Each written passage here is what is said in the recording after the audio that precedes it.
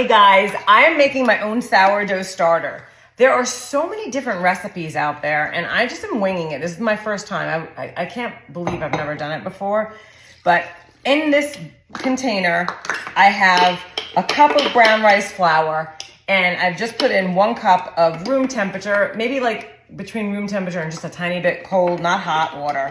And then my consensus of what I've read, I'm not a scientist, and I'm gonna actually say I'm not even a baker, just a person who likes bread, okay? But anyway, there's some like definite different people's opinions about sourdough starter, so I'm gonna go somewhere in the middle and see, because I wanna make baking as easy as possible for those people who are like me and not bakers, okay?